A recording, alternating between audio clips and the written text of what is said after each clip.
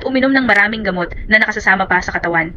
Bakit hindi mo bigyan ng pagkakataon ng Red Shark? Alam ko, maraming ads ngayon ang sobra ang pangako, pero hindi ko kailangang palakihin pa ang Red Shark. Ang mga pasyente ko na dati hindi makatulog dahil sa sakit sa tuhod, sila ang buhay na patunay. At kung ikaw man ay may gout, osteoarthritis o galing sa stroke at gustong makabalik sa normal na buhay, sana bigyan mo ng pagkakataon ang Red Shark. Isang simpleng regalo pero maaaring maging daan para sa isang malusog at magaan na bukas. Narito ako upang sabihin ang katotohanan. Ang Red Shark ay ang kauna-unahang milk tablet sa mundo na gawa mula sa bihirang utak ng pulang pating. Tumutulong magpagaling ng lahat ng problema sa kasukasuan mula sa loob. Oo, bilang isang lisensyadong doktor, buong puso kong kinukumpirma. Ang Red Shark ay isang makabagong tagumpay sa larangan ng medisina. Marami na pong nagtatanong sa akin, ligtas ba talaga ito? May sertipikasyon ba? Kung araw-araw gamitin, hindi ba makakasama sa kidney? Gaano katagal bago makaramdam ng epekto? Kaya ngayon, nararamdaman kong responsibilidad kong ipaliwanag ito sa publiko para malinaw, kapanipaniwala at mapanatag ang loob ng bawat gumagamit.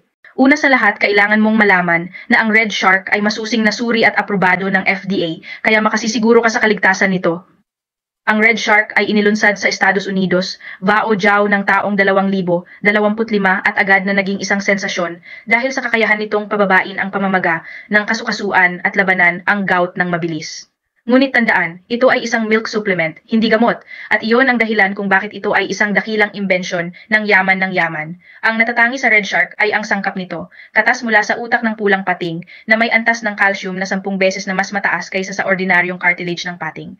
Ang pulang pating na ito ay isang mabagsik na uri na naninirahan libu-libong metro sa ilalim ng karagatan, kaya ang proseso ng pagkuha at pag-aalaga nito ay napakahigpit at hamon sa agham. Ang mga siyentipiko ay gumugol ng mahigit 30 taon sa pananaliksik upang tuklasin ang paraan ng self-regeneration ng katawan.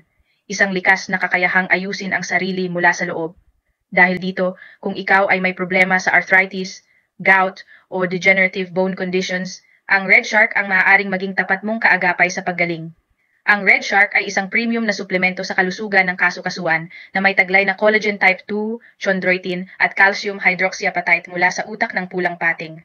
Mga sangkap na klinikal na napatunayang tumutulong sa pag-repair ng cartilage, pagbawas ng pamamaga sa kasukasuan, pagpapatibay ng buto at pagpapabuti ng galaw.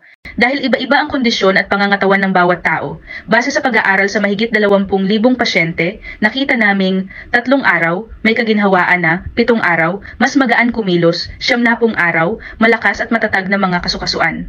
Ang Red Shark ay hindi gamot kaya't ligtas, gamitin araw-araw bilang supplement sa kalusugan. Walang masamang epekto sa atay, bato o bituka. Para sa mga nakakaranas ng hirap sa paglalakad dahil sa arthritis, pananakit ng kasukasuan o gout, maaaring subukan ang Red Shark. Marami na akong nabasang feedback mula sa mga aktwal na gumamit ng Red Shark. Iba-iba ang resulta sa bawat tao, pero lahat sila may pagbabago. Sa halip na gumastos ng malaki sa ospital,